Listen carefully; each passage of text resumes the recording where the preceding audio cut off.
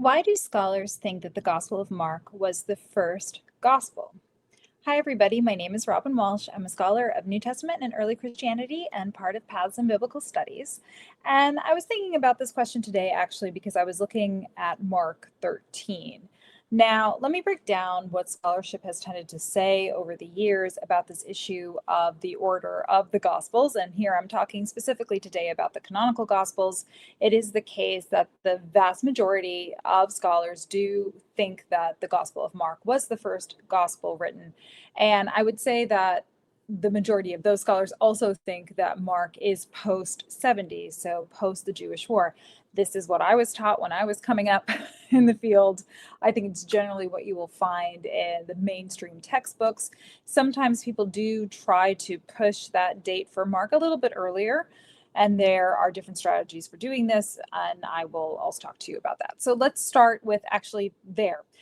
Let's start with why some scholars would date Mark to around 70 and hopefully try to put that date or push that date a little bit earlier. And then we'll talk about the rest. Now, first of all, the idea that Mark might be a little bit earlier, this comes down to a few ways that people read the text, including looking for what's called interpolations, or sometimes also redactions or different layers to the text. There are different ways that you can approach this idea that not every single piece of the text itself, of the narrative itself, is quote unquote original, that there's some splicing going on, right? That there might be some layers of the text that are older than others. The problem with this kind of theory is not that I don't find value in it or that it doesn't often seem, even in something like Mark 13, like there's some disjointed elements, and maybe it's an indication that something was a source of the author, for the author of Mark, that he was kind of, filling in the blanks or adding something to his narrative.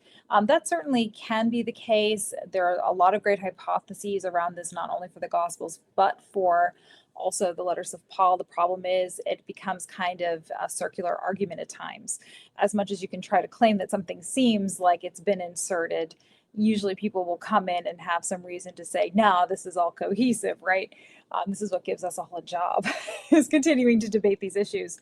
So this idea that there are elements of Mark, different layers, I would say the one place where this is really apparent and less of a hypothesis and more of, I think, a fact, is this idea of the longer ending to the Gospel of Mark. Just to give you one example, it is pretty clear that the Gospel of Mark, in terms of its cohesion and its word choice, its language, its structure, ended with the women fleeing from the tomb. At some point, someone realized this was a really lousy way to end the gospel. And so you get that longer addition to the Gospel of Mark, where you have the appearances and so forth, that also helped the Gospel of Mark better correspond to the other canonical Gospels with an account of what happened next.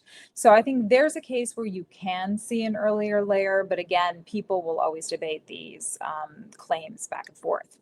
So this idea that Mark could be earlier really comes down to the idea that there is a long church tradition that the author of the Gospel of Mark was a companion of some sort of Peter, and that Peter was dictating his memories to Mark, and Mark was recording these down into his gospel, these memories of Peter. I think right away, if you have some pre-knowledge of Christian history, there's some reasons to wonder why Peter. Also, this was supposed to take place in Rome, so essentially Mark is something of maybe a translator, but as recent work has demonstrated, we have to be really critical of the idea of Mark being just sort of this, hired hand or sort of neutral party, or someone, working for the cause. It could also be that he was enslaved to this task if he is somebody's quote unquote secretary. You've heard me reference the work of Canada Moss and her book God's Ghostwriters on this score before. There's a lot mixed up in that story of Mark as Peter's scribe or as Peter's secretary and so forth. That is worth its own video, or again, take a look at some scholarship on this, like Canada Moss's work. But that idea is, again, more of a church tradition that was built up around the gospel itself, and not necessarily something for which we have some kind of concrete evidence or proof. As many people as point out the so-called Latinisms in the Gospel of Mark that might indicate, say, a Roman context for its composition, they'll note as many references that seem as if there might have been some influence from the Hebrew language in the text, or quote unquote Semitic languages in the text. So one of these issues that continue to sort of bedevil, probably the wrong word to use, but complicate matters when you're looking at the gospel and its language and composition. So the earlier dates, I often say that if you're insisting on an earlier date for Mark, whether it's from internal or external evidence, you really want to start to look at yourself for why you are insisting on trying to make that work. I think what's far more interesting with the text is looking at those different kinds of amalgamations within the Koine of different sorts of structures, sentence structures that are unusual, or Latinisms that are perhaps unusual, because I think that gives us a really interesting indication of how language is shifting or changing, morphing in the diaspora. And I mean that quite literally and figuratively, right? Like in the diaspora, that is the ancient Mediterranean world, but also assuming that at the very least, whoever's composing these gospels, this person we call Mark, has an affiliation with Judean scripture, baseline, but may also be a Judean himself, presumably him, or may also, could be a Gentile with certain kinds of leanings towards, obviously interested in the Jewish Messiah. It gives us some indication of what's going on with writers of that type in antiquity, and with how much classic sort of domineers the scene with its ideas of what classical literature has to look like. That's, I think, something that adds a lot to both sides of the field. The side that's focused on maybe, say, theology, religious studies, on early Christian texts, and also what's going on in classics. There's a lot of work for us to do there that isn't so divided according to discipline. Okay, so that's kind of how we should look at that issue. For why Mark tends to be dated around 70 or right after 70, it has to do with the fact primarily, and this is not the only reason, but one of the primary reasons, is because Jesus in that gospel predicts the fall of the temple, not just the desecration of the temple. And some people will think that perhaps, or might say that perhaps Mark is reflecting on various events that took place in the first century at the temple, where the Romans encroached upon the rights of the Judean people by, trying to say, put a statue of the emperor to be worshipped in the temple precinct and so forth, or threats along those lines from the Roman Empire. That is a desecration of the temple, not a destruction of the temple. And if you look at Mark 13, there are very clear indications at the very beginning of that chapter. They are looking at the temple and marveling at how large the blocks are. And Jesus says, this magnificent structure is going to just be in ruins. Then elsewhere around Mark 13, 14, this kind of idea of total desolation is repeated. And for that reason, here's some internal evidence in the text that suggests that whoever wrote this gospel was aware of that temple's destruction. Now, there's a complicated issue on both sides of this, as if it wasn't complicated enough, which is repeatedly in the gospel, and this is repeated also in later gospels like the Gospel of Matthew, or what's presumed to be a later gospel. Jesus says that his return, essentially, or this destruction, or turnover, parousia of the world, parousia, however you want to say it, it's going to take place before the present generation dies. But then Jesus also says, nobody knows when it's going to happen. I hope it doesn't happen in winter. Women who are breastfeeding or have babies, it's going to really be horrible for them. There are all these layers there. And I don't necessarily mean temporal layers, but I mean, thematic layers to that discussion. It seems odd, right, that would be included and basically prove Jesus wrong, in the sense that whoever's reading this gospel 30, 40, 100, 200 years later is going to know that didn't happen. The return hasn't happened. The rapture hasn't taken place. But it's also interesting that all of these gospels are able to bear the weight of that quote unquote error. So it doesn't seem to quite be an error. It seems to be something you have to read into, let the reader understand. And so that is an interesting sort of esoteric aspect to these gospels, and not necessarily one that I think would help us date it. There are a few scholars, I think, who really want to date Matthew earlier than Mark.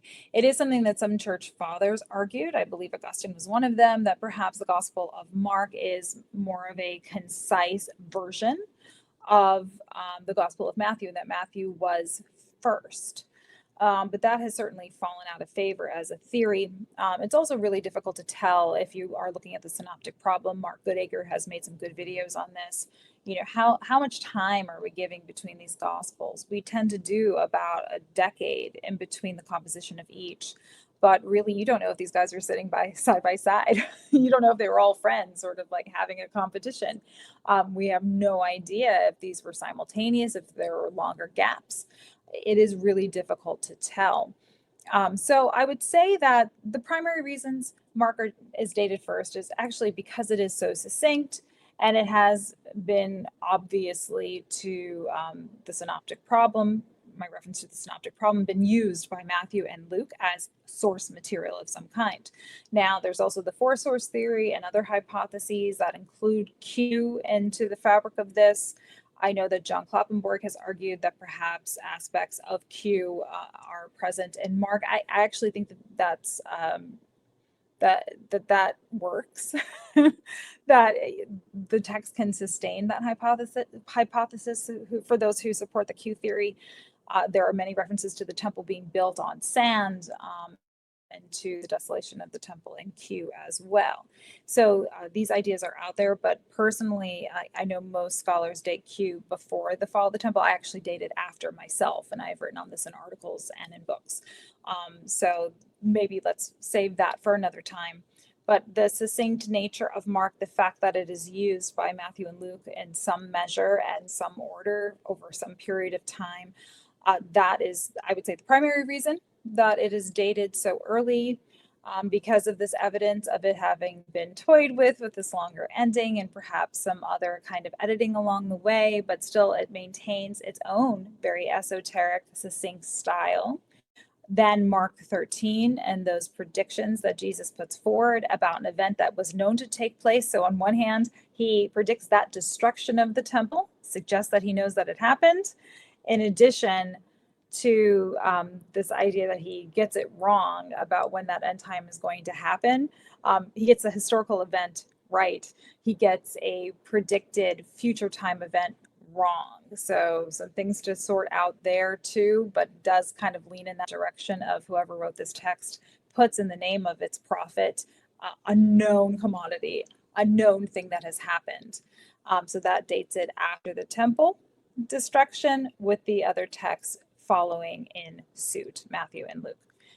Now, the other thing about the Synoptic Gospel, thinking about the Synoptic Gospels. Now, the other thing that I will mention here is that for me, a persuasive idea to put on to this issue, or to put forward in reference to this issue, is why write the Gospels at all?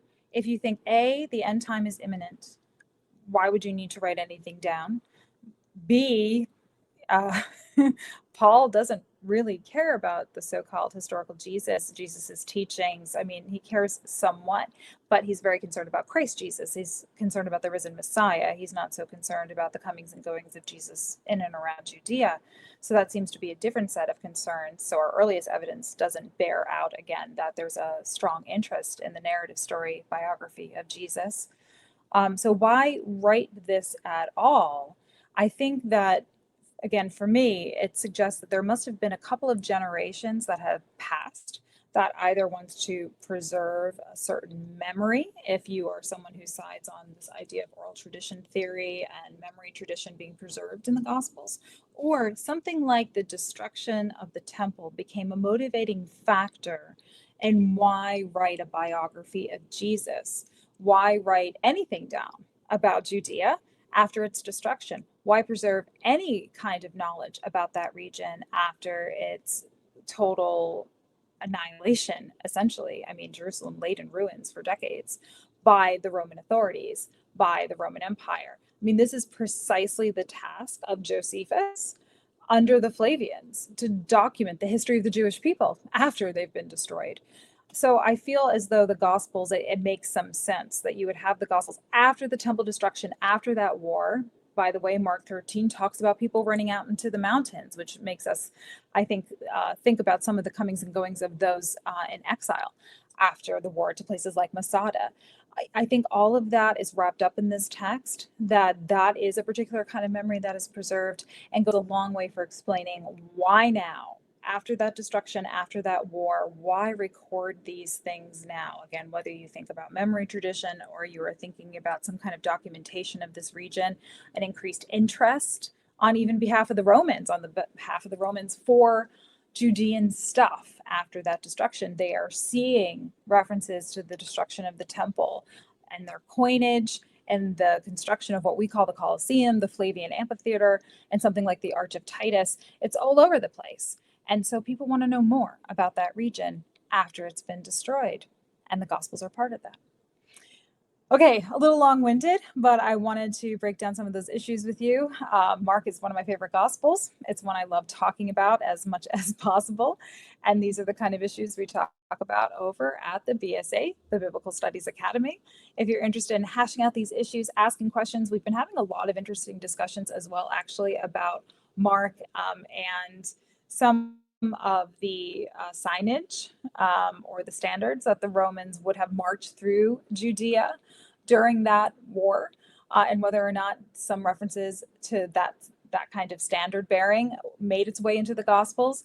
You want to check any of this out, you're an amateur historian, or you just have an interest in this stuff in general, go over to bartehrman.com/BSA Learning. Again, BSA stands for Biblical Studies Academy. Check us out. Check out our courses, check out our other offerings and our talks, and join us on our discussion boards to think through these issues.